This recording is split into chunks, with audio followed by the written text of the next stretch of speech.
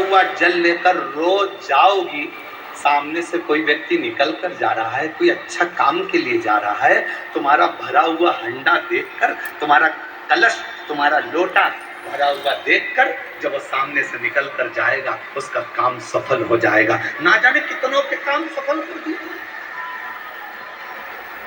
जब वहां से आती हो, शिव जी का चढ़ा जल पात्र में लेकर आती हो, वो पात्र का जल कभी कभी नीचे गिर जाता है, 2 बूंद पड़ जाती गिर जाता है, हाँ, पर छीट दिया जाता है।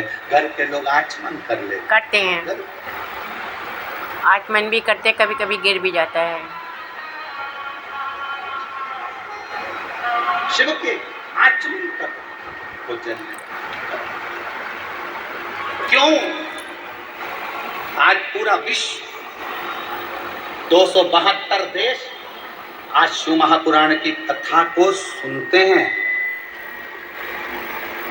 जी हाँ, सुनते हैं, सुनते हैं। और पूरे 272 देश इस शिव महापुराण की कथा पर आश्चर्य करते हैं।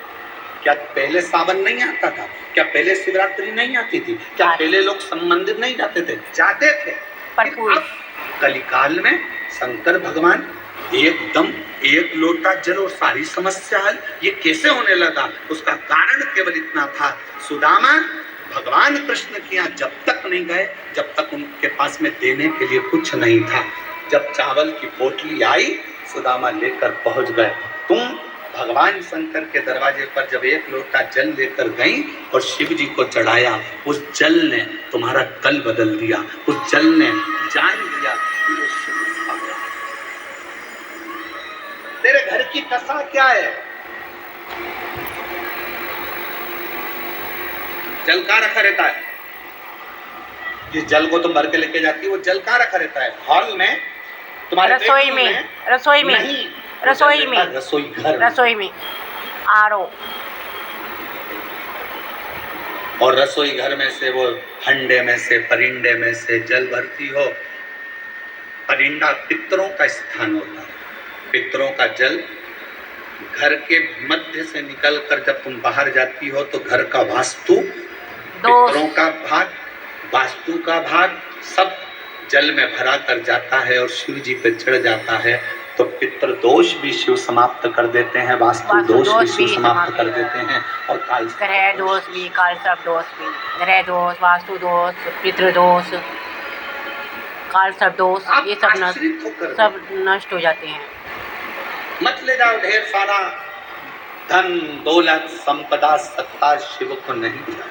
पर भोले फिर भी नहीं सुन रहा हमारी लोग। के पास में पता नहीं कितनी परीक्षा ले रहा है बाबा, तो कितनी परीक्षा ले रहा है बाबा। सुना है, हमने भी सुना है, हमने भी सुना है, हाँ सुना है, सुना है हमने भी। नरसिंह मेहता जी को सावरिया जी से किसने मिलवाया?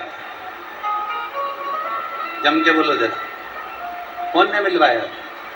जब नरसिंह मेहता की भाभी गौरी ने चाल चलकर जयाबाई के जब प्राण छूट गए दादी के, तब लीला रची दुरत गौरी ने, और उसने अपने देवर को, उसकी पत्नी को, उसकी लड़की को, उसके लड़के को धक्का देकर बाहर निकाल दिया।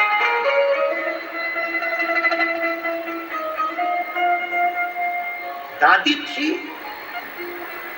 नरसिंह मेहता की दादी थी, तब तक नरसिंह अपने भाई के घर में थे,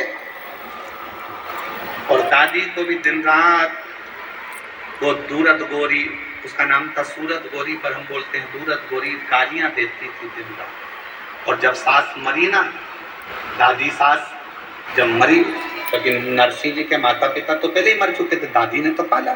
दादी सास जब मरी,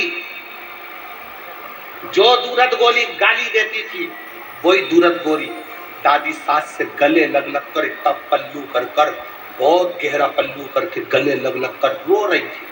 तो देवरानी को आश्चर्य हो रहा था, क्यों रो रही थी? ये तो गाली बकती थी दादी सास, और आज रो रही है गले लग कर।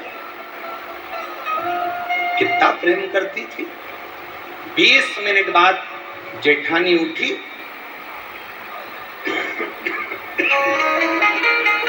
सूरत गौरी उठी, देवरानी से कहा अब तुम रो लो, और उठ के रसोई घर में चली गई। सास के कान में, दादी सास के कान में सोने की मुड़की थी जो निकल नहीं रही थी, तो चिपक के रोने के बहाने अंदर घुस गई और दांत से कतर ली।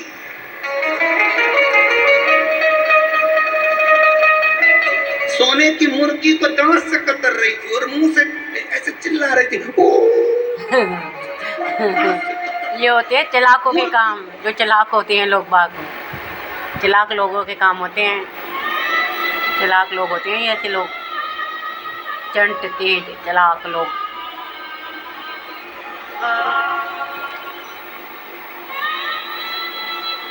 और लोगों को लगता है कि जितने जब घर में कोई बुजुर्ग मर जाता है तो डिजाइन रोती रहती है, भगवान।